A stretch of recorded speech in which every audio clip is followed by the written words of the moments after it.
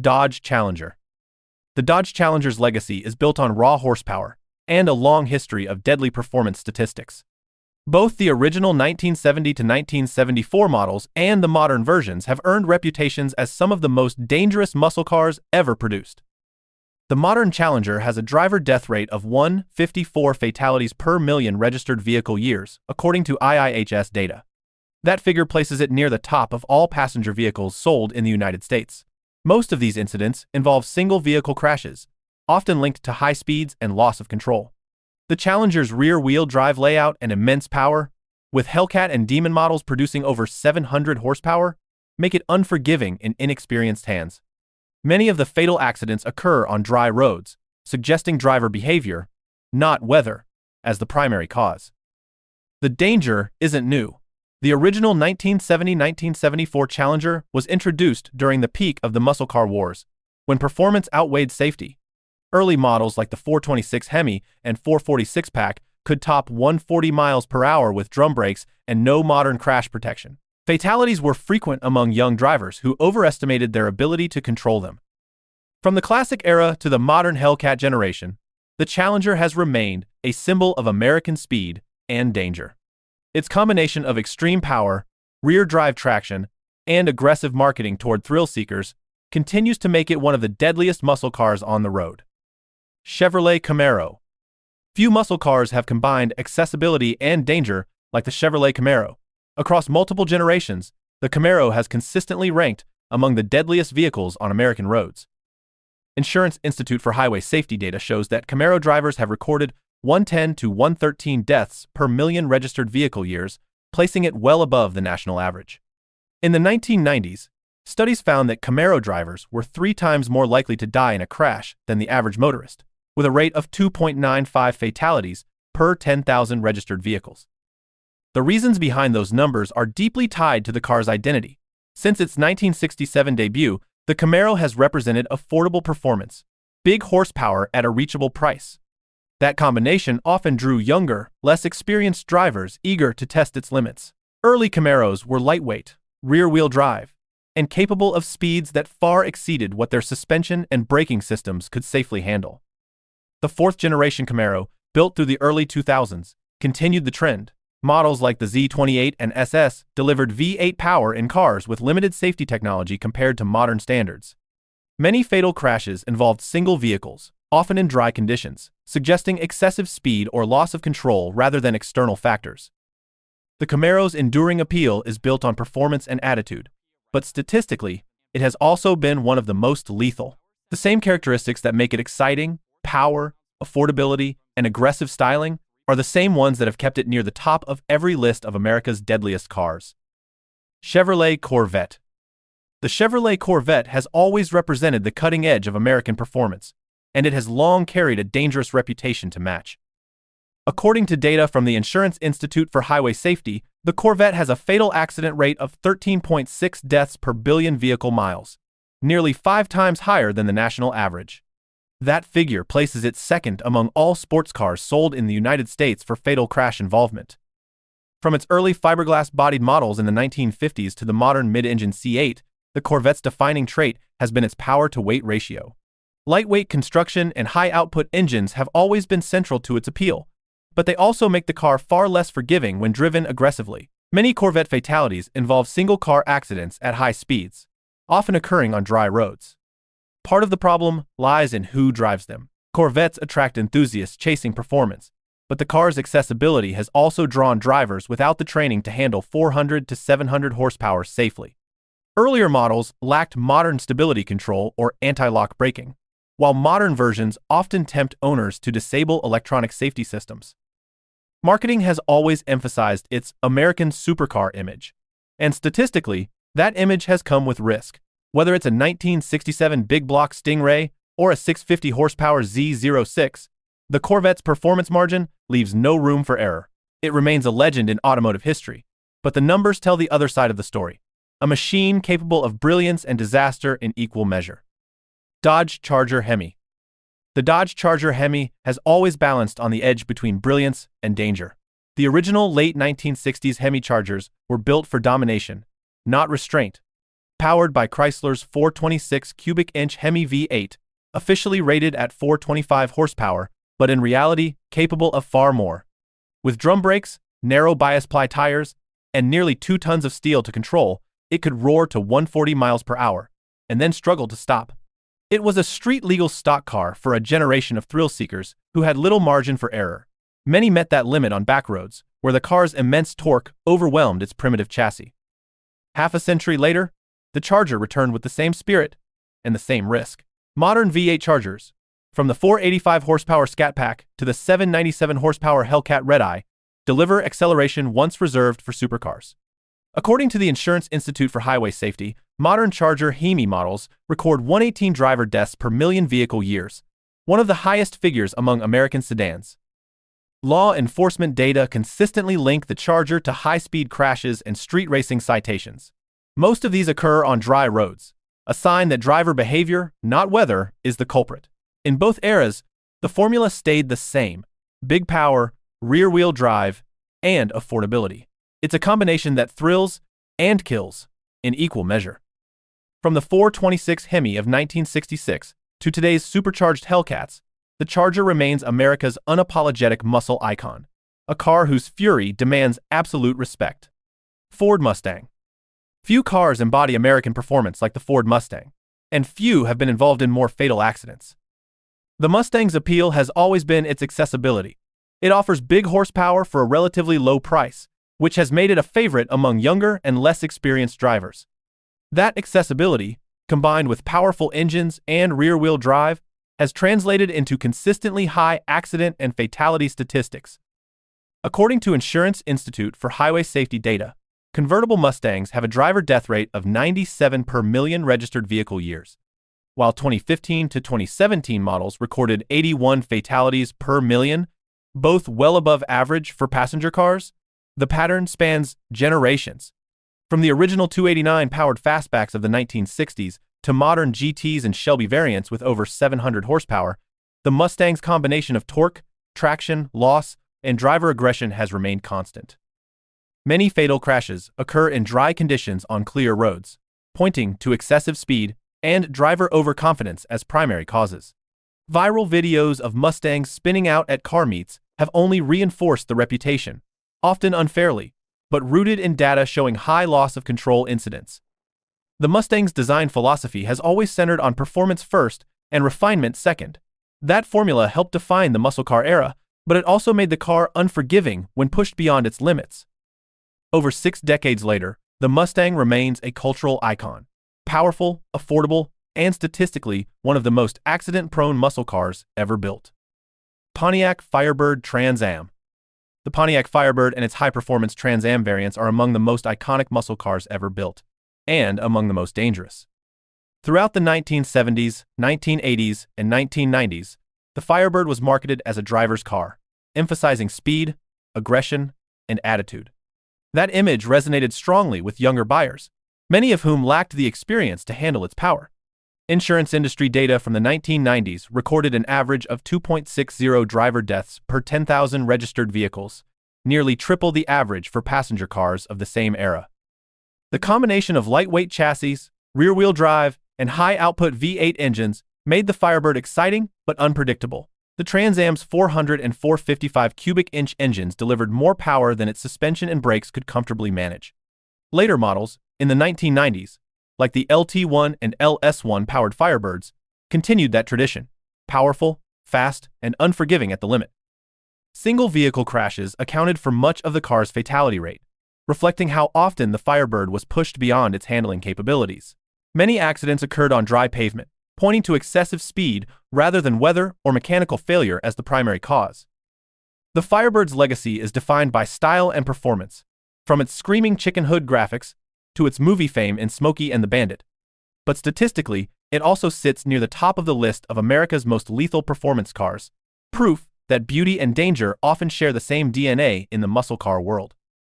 Chevrolet SS 454. The 1970 Chevrolet Chevelle SS 454 wasn't just one of the fastest muscle cars of its time, it was also one of the most dangerous to drive. Powered by the legendary LS6 engine, the Chevelle produced 450 horsepower and 500 pound-feet of torque, numbers unheard of for a street car in its era. It could sprint from 0 to 60 miles per hour in about 5.4 seconds and run the quarter mile in the low 13 seconds, making it one of the quickest production cars in the world at the time. But all that performance came with almost no safety margin. The car weighed nearly 2 tons but had drum brakes on many trims, no traction control, no stability systems, and minimal crash protection. At high speeds, even experienced drivers struggled to keep it in control. Insurance companies singled out the LS6 Chevelle for its elevated accident and fatality rates, with many policies either heavily surcharged or denied outright.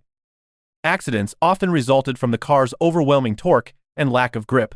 The rear tires would spin easily under throttle, and once traction was lost, recovery was difficult. In the early 1970s, as power climbed and safety standards lagged, the Chevelle SS became both a symbol of American performance and a cautionary tale.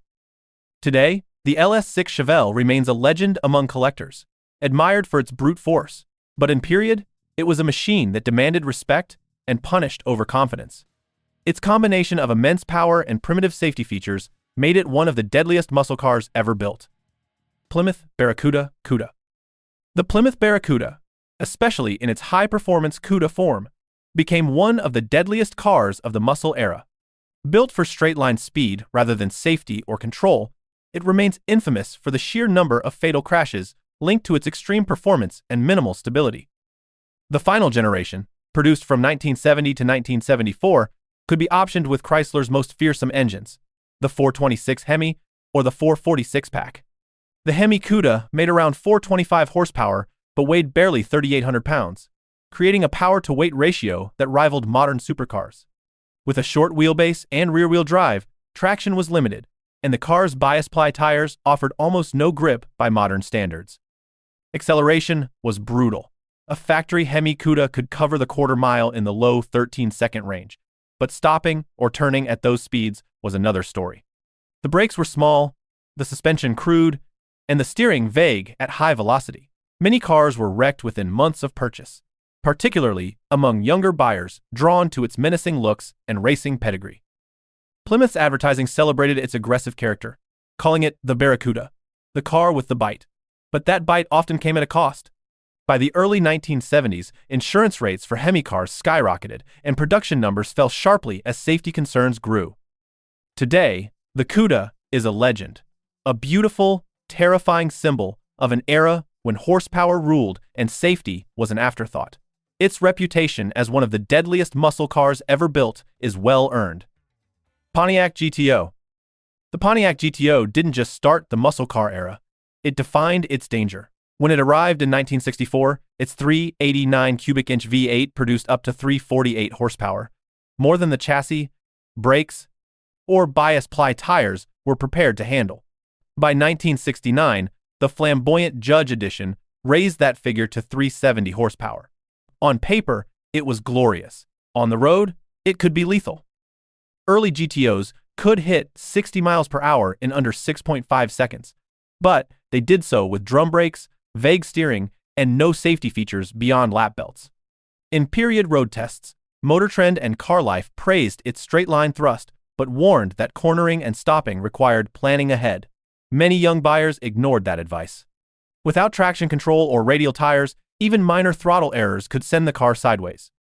Though no official fatality statistics exist, insurance companies in the late 1960s did target high-output Pontiacs for steep premiums, citing high accident claims. Marketing that glorified burnouts and wide-track excitement only fueled the reputation. By 1972, surging insurance costs and new safety standards had ended the original GTO era. The GTO's legacy remains double-edged, a symbol of American horsepower at its wildest, and a reminder of how little separated thrill from tragedy on 1960s asphalt. Its raw power and lack of restraint made it both revolutionary and dangerous. Dodge Dart GTS 440. The Dodge Dart GTS 440 was a small car with a massive engine, a combination that made it thrillingly fast and dangerously unstable. Built for only 2 years, the GTS 440 stuffed Chrysler's 440 cubic inch Magnum V8 into the lightweight Dart compact body. The result was a 375 horsepower car that weighed around 3,200 pounds. with more torque than its suspension or brakes could manage. It could run the quarter mile in the low 13-second range, but at high speed, it became extremely difficult to control. Dodge built the car to win drag races, not to survive highway curves. The narrow wheelbase, rear-wheel drive, and nose-heavy layout made it unpredictable in sudden maneuvers. The steering was slow, and braking distances were long for a car capable of 130 miles per hour. Contemporary testers described it as terrifying at the limit. Insurance companies quickly took notice, labeling it one of the most dangerous cars on the road. The combination of huge power and compact dimensions earned it the nickname Pocket Rocket, but also made it notorious for single-vehicle accidents and loss-of-control crashes. Production ended after 1969, and Dodge never repeated the formula. The GTS 440's legacy endures as both a muscle car legend and a cautionary tale, proof that too much power in too small a car can be as deadly as it is exhilarating. Ford Shelby GT500. The Shelby GT500 has always pushed the limits of power, and with it, safety. Across both its classic and modern generations, the GT500's extreme performance has made it one of the most crash-prone variants of the Mustang lineup. The original 1967 GT500 packed a 428 cubic inch Police Interceptor V8, producing around 355 to 400 horsepower, depending on configuration. For the era, that was an astonishing figure, and the car's brakes and tires were nowhere near capable of handling it. With oversteer-prone handling and no electronic stability aids, it quickly gained a reputation as a handful on the street. Many cars were wrecked within months of leaving the showroom, particularly among younger drivers drawn by Carroll Shelby's racing pedigree. The modern GT500 revived that same formula with far more devastating results. The 2007 to 2014 models delivered up to 662 horsepower, while the latest 2020 version reached 760 horsepower, more than many supercars. Despite advanced suspension and braking systems, the GT500's rear-wheel drive and brutal torque have made it a fixture in high-speed crash reports. Studies and law enforcement data point to the GT500's disproportionate involvement in loss-of-control accidents. Ford's marketing has always celebrated the GT500's excess, billing it as the most powerful Mustang ever. But in the hands of inexperienced or overconfident drivers, that power can turn lethal. From the late 1960s to the modern era, the Shelby GT500 has represented the peak of Mustang performance and a reminder that even controlled fury can become deadly when unleashed on public roads. Oldsmobile 440 2W30. The Oldsmobile 440 2W30 was a gentleman's muscle car, refined in looks, brutal in behavior. Underneath its conservative styling lay a 455 cubic inch V8 producing 370 horsepower and 510 pound-feet of torque, more twist than any Detroit street car of its time. That torque hit instantly, lighting up the rear tires and turning calm boulevards into drag strips. The W30 package was designed for straight-line domination, fiberglass hood, forced air intake, and low-restriction exhaust. But the car's 3,800-pound weight, front-heavy balance, and soft suspension meant it wasn't built for curves. Contemporary testers described it as unstoppable in a straight line, unpredictable anywhere else. With drum brakes on early models and no traction aids, even skilled drivers could lose control under full throttle. While there are no official fatality studies specific to the 442, period insurance data show Oldsmobile's high-performance trims carried some of GM's highest premiums, a reflection of frequent loss-of-control accidents. Most crashes happened on dry roads, caused not by defects, but by overwhelming torque and overconfidence. Oldsmobile sold the 442 W30 as a civilized brute, but its civility ended the instant the gas pedal dropped. It remains a masterpiece of torque, and a cautionary tale that even polished muscle can be perilous when power outruns control. Plymouth Roadrunner. The Plymouth Roadrunner was designed to bring muscle car power to the masses, and that accessibility made it one of the most accident-prone cars of its time.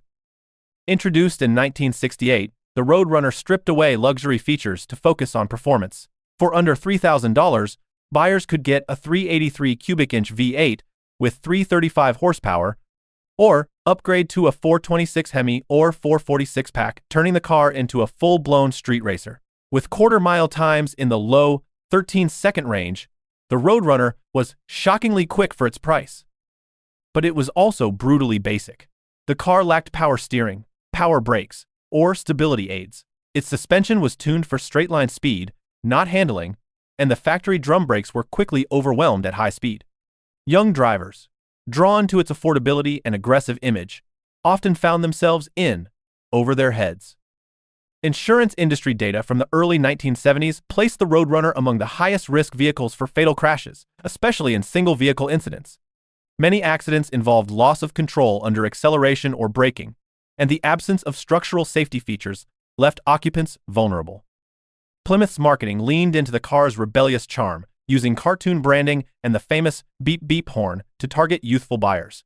But the same formula, high power, low cost, minimal safety, made it deadly on public roads. The Roadrunner remains one of the most iconic symbols of the muscle car era, but it also stands as a reminder that cheap speed often came with a high price.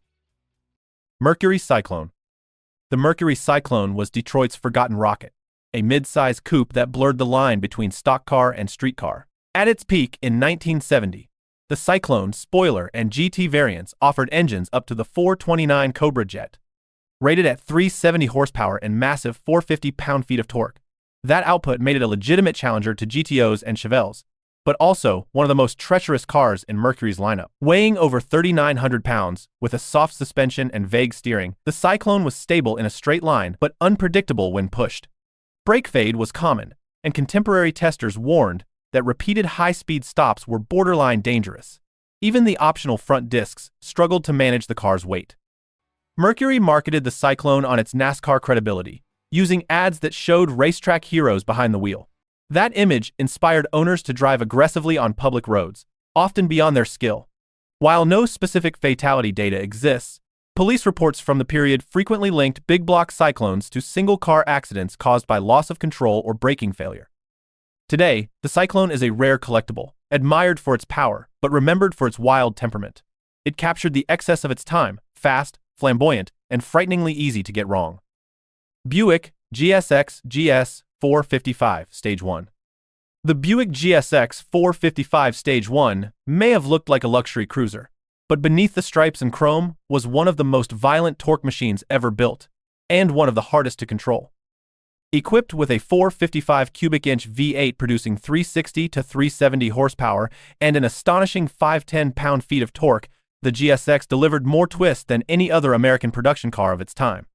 It could reach 60 miles per hour in about 5.5 seconds, a stunning figure for a 3,800-pound car on bias-ply tires.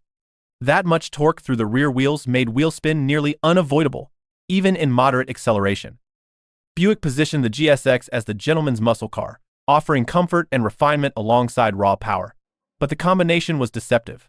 The heavy front end, soft suspension, and drum brakes on early models meant that the car didn't stop or turn nearly as well as it accelerated. Many owners found out the hard way that the GSX could go from composed to uncontrollable in an instant. Reports from the period documented high accident rates among Stage 1 equipped cars, especially in single-vehicle crashes caused by loss of traction. With no traction control, no ABS, and minimal steering feedback, even skilled drivers had to treat it carefully. Today, the GSX is celebrated as a rare and desirable collector's car, a masterpiece of torque and engineering excess. But in its day, that very excess made it deadly. Its power was simply more than most drivers, or the technology of the era, could safely handle. AMC Javelin. The AMC Javelin was America's underdog muscle car. Fast, striking, and unexpectedly dangerous. Introduced in 1968, it was meant to challenge the Mustang and Camaro with equal power and lower price. Its most potent version, the 401 cubic inch V8, introduced in 1971, produced 330 horsepower and 430 pound-feet of torque. Despite AMC's focus on safety testing, the Javelin's short 110-inch wheelbase and front-heavy balance made it unpredictable at high speeds. Period testers praised its straight-line speed, but warned of twitchy behavior in abrupt maneuvers. With bias-ply tires and limited braking power, oversteer came without warning. The Trans Am racing program made the Javelin a hero on track, but that image lured street drivers into trouble. Insurance bulletins from the early 1970s ranked the Javelin among the riskiest performance coupes, mostly due to loss of control claims. The combination of affordability and big block power meant many ended up wrecked by inexperienced hands. Today, The Javelin is celebrated for its bold design and racing pedigree, but its road manners remain a reminder of AMC's ambition and the era's recklessness. It was a muscle car with the heart of a racer and the stability of a wild animal. Dodge Coronet Super B. The Dodge Coronet Super B represented raw, unfiltered muscle car energy, and with it came an equally raw level of danger. Introduced in 1968 as Dodge's budget performance model, the Super B offered buyers massive horsepower for a fraction of what other muscle cars cost. Under the hood, it could be ordered with a 383 Magnum, a 446-pack, or even the 426 HEMI, pushing output up to 425 horsepower. It was a street-legal drag car in every sense, capable of mid-13-second quarter-mile times straight from the factory. But it was built with cost-cutting in mind. The Super B's suspension was basic, its brakes minimal, and its tires far too narrow to handle its power. Drivers often found themselves spinning the rear wheels well into third gear, and once traction was lost, the car became nearly impossible to recover. Period reports mention numerous crashes from throttle, stick, and wheel hop issues, with insurance companies labeling it one of the highest-risk models of its era. The Super B's affordability also played a role in its danger. Many young buyers were drawn to its performance and price without the experience to handle it. Most fatal incidents were single-vehicle crashes on dry pavement, showing that overconfidence, not road conditions, was the greatest hazard. Today, the Super B is remembered as one of the purest expressions of muscle car excess: cheap, powerful, and untamed. But in its day, that same formula made it one of the deadliest vehicles Dodge ever built. Ford Torino Cobra GT. The Ford Torino Cobra and GT were powerful mid-size muscle cars with performance credentials that far outstripped their braking and safety systems, creating a deadly combination on the road. Introduced in 1968, the Torino Cobra featured engines like the 428 Cobra Jet and later the 429 Super Cobra Jet, both capable of pushing the car past 130 miles per hour. These engines were borrowed from Ford's racing program and gave the Torino a reputation as a sleeper street racer. But while acceleration was thrilling, stopping was another matter entirely. Ford's internal documents from the early 1970s recorded 347 brake-related accidents and 23 fatalities linked to the Torino lineup.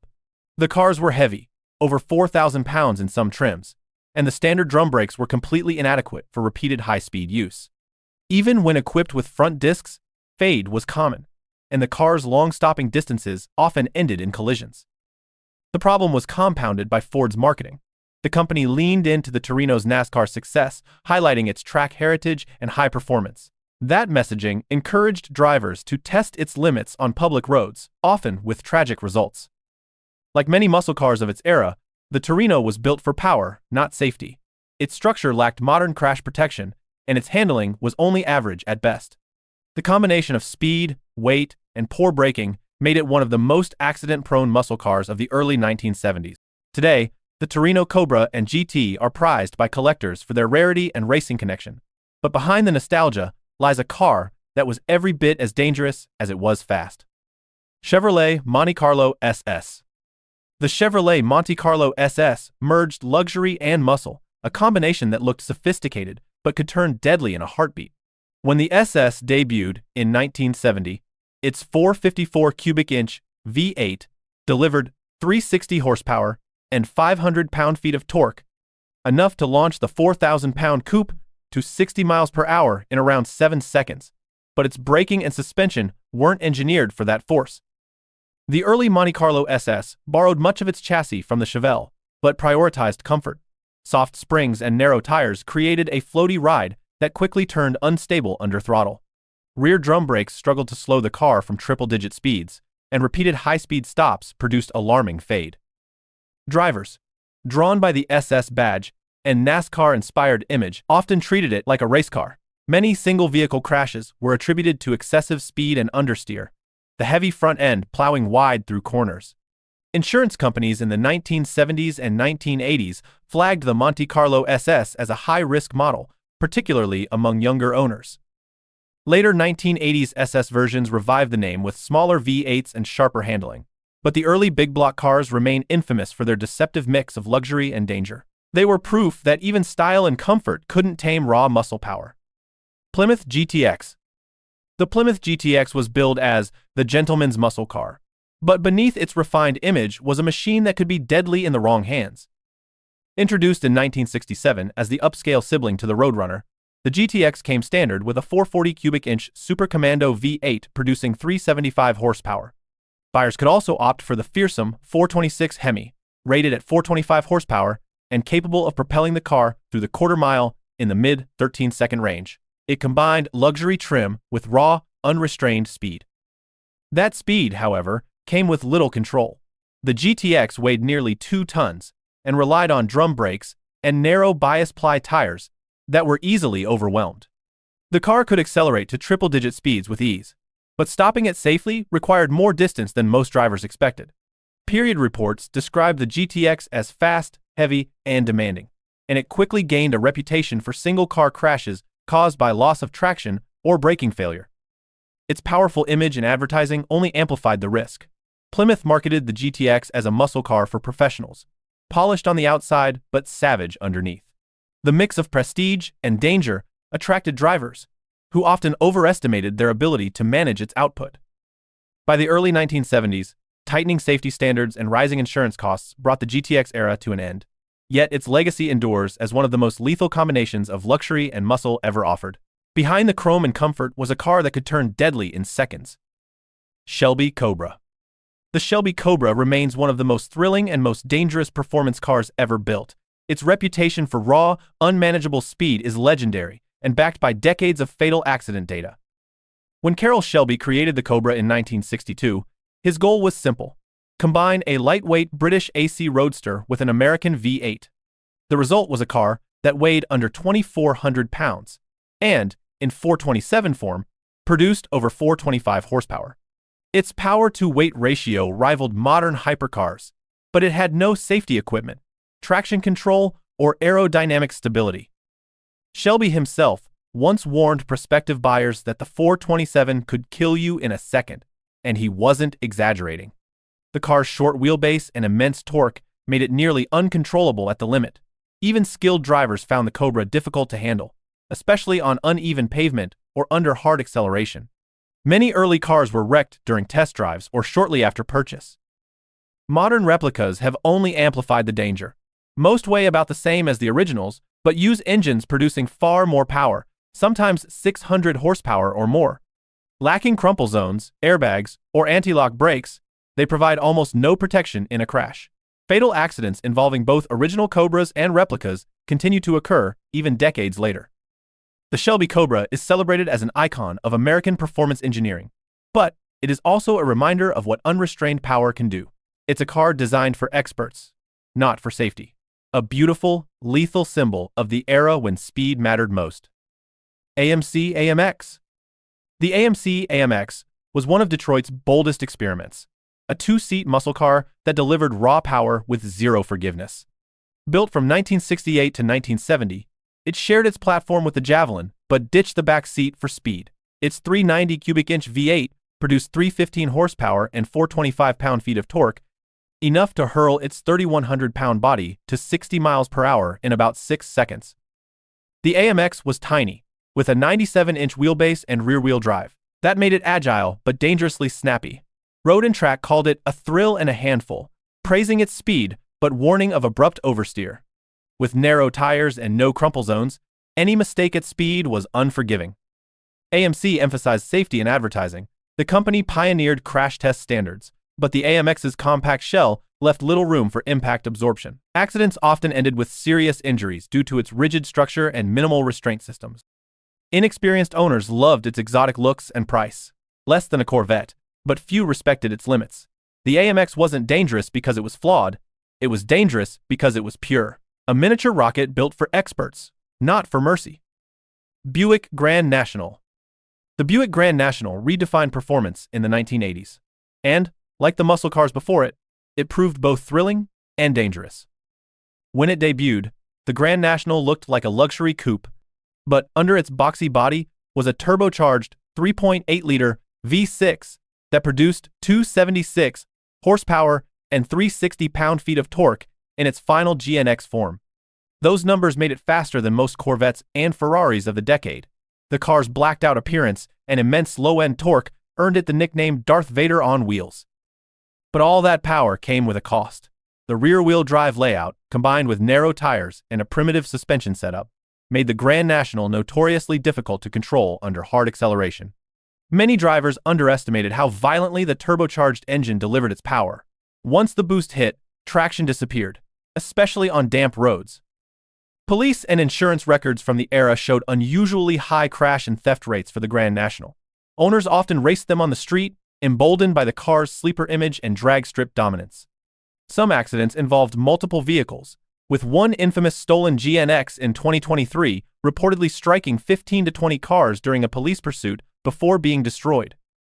The Grand National's combination of stealth, speed, and unpredictability made it a cult hero and a cautionary tale. It was the last true muscle car of its time, capable of extraordinary performance but unforgiving of mistakes.